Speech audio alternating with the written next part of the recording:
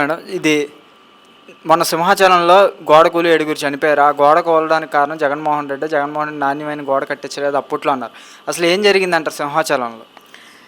సింహాచలంలో ఇప్పుడు కట్టిన గోడ ఏంటంటే గతంలో జగన్మోహన్ రెడ్డి గారు కట్టిన గోడ కాదు. ఈ కూటమి ప్రభుత్వం వచ్చిన తర్వాత కట్టుకున్న గోడ అది. అదేంటంటే కట్టడంలో లోపం ఉంది, నాణ్యత లేదు కాబట్టి అది కూలిపోవడం జరిగింది. అది చాతకాని ప్రభుత్వం తను కప్పుపుచ్చుకోవడానికి జగన్మోహన్ రెడ్డి గారి మీద పడుతూ ఉంది కాబట్టి అది ఎంతవరకు కరెక్ట్ కాదు. జగన్మోహన్ రెడ్డి గారు విజయవాడలో రిటర్నింగ్ వాల్ కట్టించారు. అది ఆ రిటర్నింగ్ వాల్ ఆ గోడ కట్టడం వలన మొన్న వరదలు వచ్చినప్పుడు అది వేల మంది జనాలు చనిపోకుండా బయటపడటం జరిగింది. అది జగన్మోహన్ రెడ్డి గారు కట్టడం అంటే జగన్మోహన్ రెడ్డి గారి పాలన అంటే. ఇప్పుడు ఈ చెత్త ప్రభుత్వం, పనికిమాల ప్రభుత్వము ఈ కట్టడాలు కూడా అంటే డబ్బు కాసుపడి కన్స్ట్రక్షన్ అనేది ఒక సిస్టమేటిక్గా కాకుండా నాణ్యత లోపం కట్టడం వలన ఆ గోడ కూలిపోవడం, పచ్చిగా ఉండడం. ఇప్పుడు జగన్మోహన్ రెడ్డి గారు ఇప్పుడు పరిపాలన ఎవరిది? కూటమి ప్రభుత్వం అంది. వీళ్ళు కట్టిన కన్స్ట్రక్షన్ చేసింది అది, కానీ జగన్మోహన్ రెడ్డి గారు కట్టింది కాదు కదా. ఏంటంటే తప్పుడుగా ఏదో ఒకటి చెప్పాలి, బురద జల్లాలి జగన్మోహన్ రెడ్డి గారి మీద అని చెప్పడం తప్ప ఏమి లేదు. వాళ్ళకి పనికి మాలినతనానికి, వాళ్ళ యొక్క చాతకంతనానికి నిదర్శనము ఈ గోడ కూలడం. ఈ గోడ కూలి కూడా 7 చనిపోవడం జరిగింది. ఇదంతా బాధాకరం.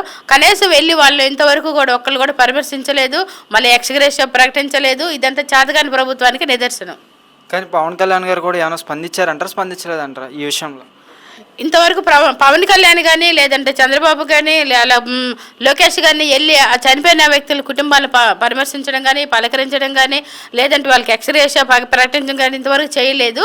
వాళ్ళు చెయ్యరు కూడా. వాళ్ళు ఏంటంటే మాటలు చెప్తారు, ఏ పని చెయ్యరు. అదే జగన్మోహన్ రెడ్డి గారు అయితే చెప్తారు, చెప్పింది చేసి చూపిస్తారు, చెప్పకుండా కూడా చేసి చూపిస్తారు.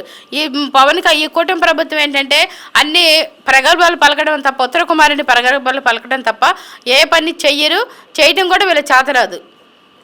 కానీ నారా లోకేష్ గారు నిన్న మీటింగ్లో ఒక మాట అన్నారు కదా మేడం, హైదరాబాద్ నుంచి మనం కట్టుబట్టాల్సి వచ్చేసాం, అందుకనే రాజధాని లేట్ అయింది. అసలు వచ్చేయడానికి గల కారణాలు కూడా ఏం చెప్పలేదు, గెంటేశారని చెప్తాను. నిజంగా ఆ రోజు కేసీఆర్ గెంటేశాడా చంద్రబాబు నాయుడిని? అదంతా కూడా అబద్ధం. కేసీఆర్ గారు ఏమో గెంటేయలేదు. అప్పుడు తనకు రావాల్సిన నిధులతోనే మన ఏపీకి రావాల్సిన నిధులతోనే ఇచ్చారు. ఆ నిధులు తీసుకొని వచ్చారు.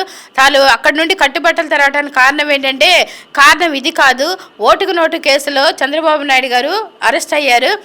ఆ కేసు ఒకటి తన మీద ఎఫ్ఐఆర్ అయ్యింది. ఆ కేసులో ఎక్కడ అరెస్ట్ చేస్తారో అనే భయంతోనే ఆ కట్టుబట్టలు తెరవడం అనేది జరిగింది. తను చేసిన తప్పును కప్పుపుచ్చుకోవడానికి ఈ విధంగా ఆయన కాదు కేసీఆర్ గారు కట్టుబట్టలతో తరిమేశారు. కట్టుబట్టలతో మేము వచ్చామని చెప్తున్నారు. అదంతా పచ్చి అబద్ధము. వాళ్ళు చేసిన తప్పులను నుండి తప్పించుకోవడానికి, ఓటుకు నోటు కేసులు తప్పించుకోవడానికే వాళ్ళు రావడం జరిగింది. వచ్చిన తర్వాత కూడా మనకు ఏపీకి రావాల్సిన నిధులు ఇచ్చారు. ఇచ్చిన డబ్బులతోనే వీళ్ళు పరిపాలన సాగిచ్చారు. వీళ్ళ చాతకాని తన మూలానే అట్లా వెనుకబడి ఉంది.